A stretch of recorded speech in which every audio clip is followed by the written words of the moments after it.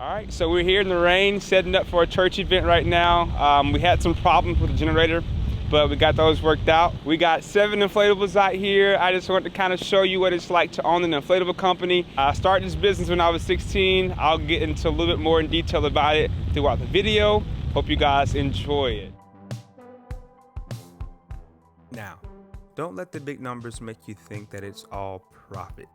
There's a lot of overhead when it comes to an inflatable company. However, I'm not saying that there isn't any profit margins, but just know that at least 60% of your business will be overhead. Now, if you play your cards right, you can even save more on taxes because hey, that's what they're there for. When I started this company, I didn't have any money. But I grew this company with credit cards, something we all have access to. To run this business successfully, you need to have systems in place that you can duplicate and teach someone else the patterns for it to continue without you. You cannot be afraid to let others deal with your belongings. If you want to grow in any business, you have to learn to let go and have less control, but have the power of the direction. That's the 80-20 rule. You work 20% and the business operates itself 80% of the time. Now, let's talk about my startup. So I started this business when I was 16 years old, and I can remember my mom and my granddad helped me travel with these inflatables. Now, when I started, I did not have commercial grade inflatables. They were all residential units. I went to blastzone.com, bought a bouncy house, bought a combo unit, and just rented out to toddlers at the time. So we would transport those inflatables, those residential units inside the back of their trunks. Now, it's interesting because there were times when we had like all of them go out and we couldn't fit them, so we had to do multiple trips. Even when you get a full-size company and full-size inflatables, full-size trucks, sometimes you will have to still make multiple trips. But anyway, some units was like getting wet. Some units was kind of starting to mold their seats and everything, and they never got onto me for it. They never fussed at me. They know that I was still trying to pursue something, so they just went along with it. Eventually it happened, and I took care of it when it happened. But those first 2 years of me starting my company, that's literally how I had to transport inflatables. Like I went to Walmart and got a dolly. Everything at the time that I needed to run a business, it was either blastzone.com for the inflatables or Walmart for all of the essentials to it. All right, legalizing and getting financially literate. Pretty much simple. When I got my business started, I went to legalzoom.com and I got the biggest package they offered, so I can get everything done, business license, LLC, EIN number, etc. You want to also, like me personally, I don't like to manage my books. So I hired a professional CPA to deal with my bookkeeping. Eventually when I have other income streams, I feel like I want to get like a wealth strategist or a financial advisor to continue to keep me up to date with my finances. Also, it's always great to have a lawyer on hand just in case anything happens. And of course, you would need to get insurance. I'm on a Facebook group chat and I use a partner's service for insurance. And then finally, you want to get well, this depends on your state, but some states require for you to get your inflatables inspected by a local inspector. So again, you can just go on Google and type up all the recommendations and all the things you need within your state to start a inflatable rental business. Learn systemization. Pretty much systemization is super simple. It is creating a system where you put certain steps in order, and it's to help someone else be able to redo that in the same process. Typically when I create systems, I make a document and I look at the task and I say, okay, what does the person needs to do to complete this task? And that is how I make a system. You can go to YouTube and look up what is a system, how the system works. You can audiobook systems and learn how to create systems. You can use systems not only in business, but in your personal life. Anything you do, you can make it systematic so it can be easier and repetitive over and over again. Do not use money for personal use. So, when it comes to your inflatable business money or any business, for the first 3 years, you should not touch it for yourself. Hopefully, you should have another income stream that you're living off of so this business can grow with this money. If you were to need to, try to use as little as possible because that slows down your growth. That's something that I actually failed through with when I first started.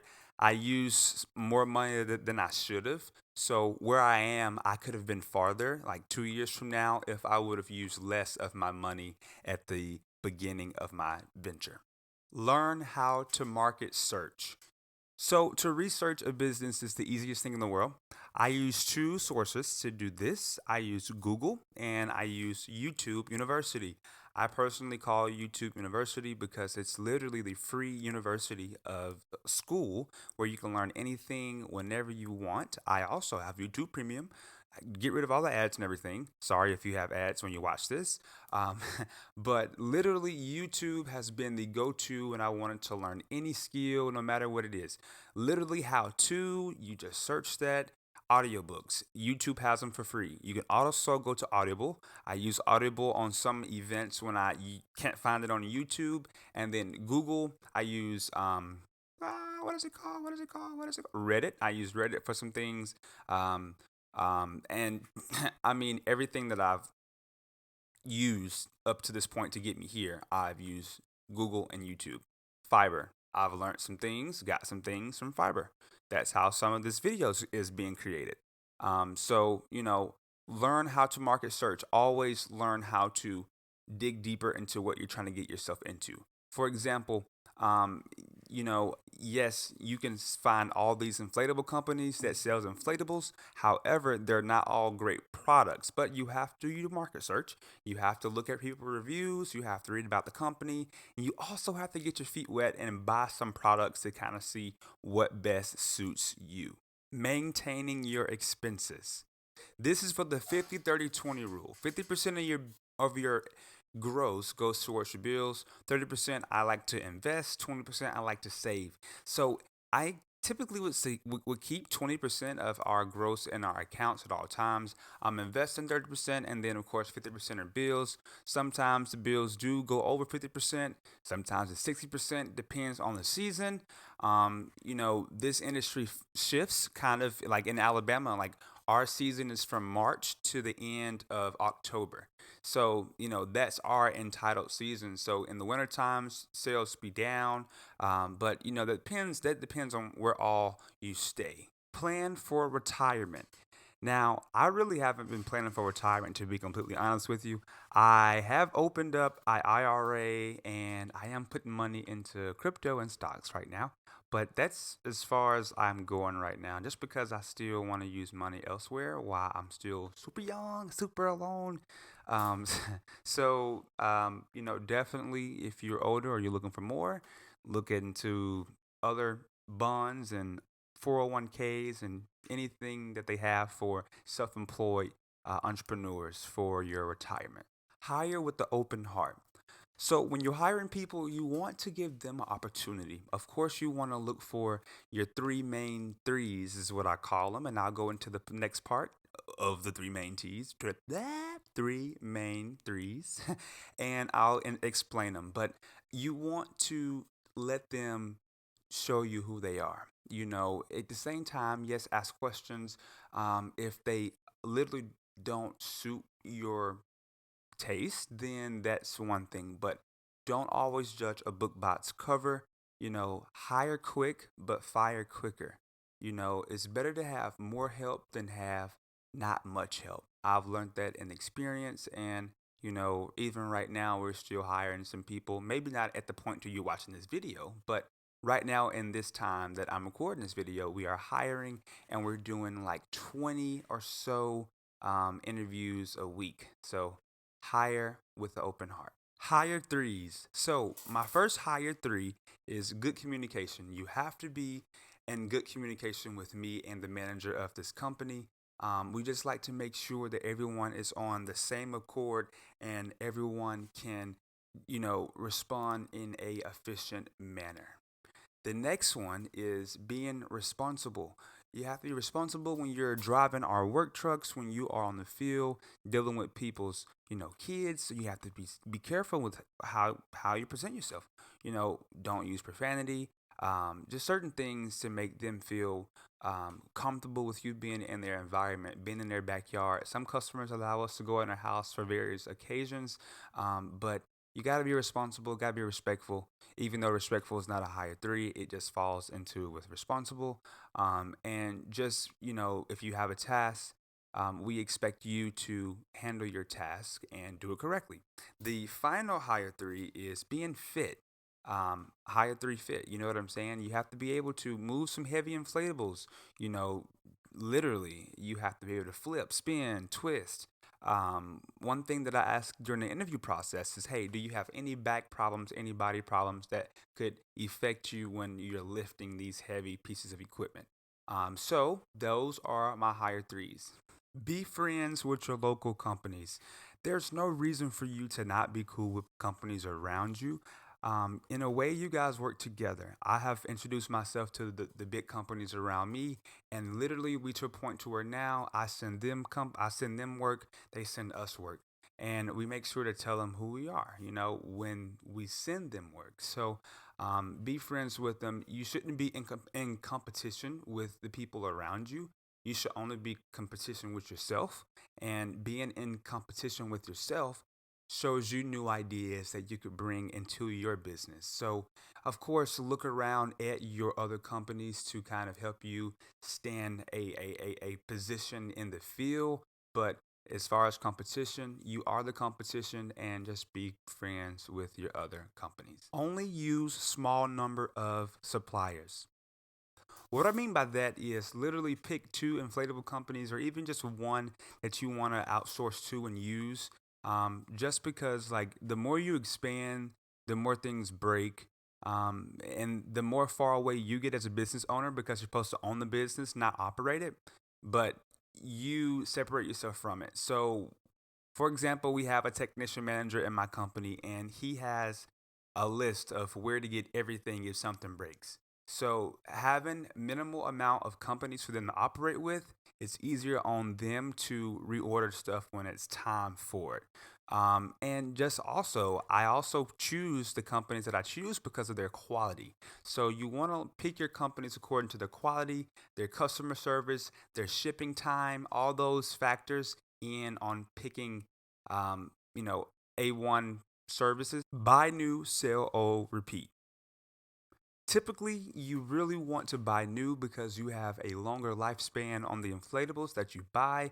Buying old, they can wear off very quickly and you defeat the purpose. So typically, I buy my inflatables new and they last from anywhere from 5 to I want to say 8 years, honestly. I haven't even been open for 8 years, but I'm really on that 5 6 year mark right now. And some of the inflatables that I'm actually getting rid of are not even worn out. It's just I'm trying to specify in a specific theme, and that's the marble theme that recently just came out.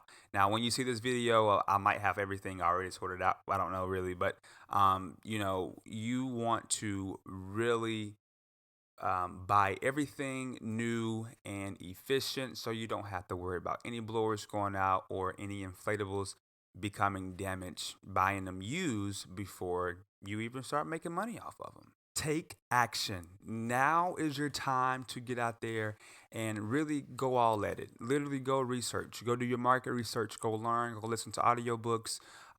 If you have the funds, go ahead and get started. Go ahead and order those inflatables.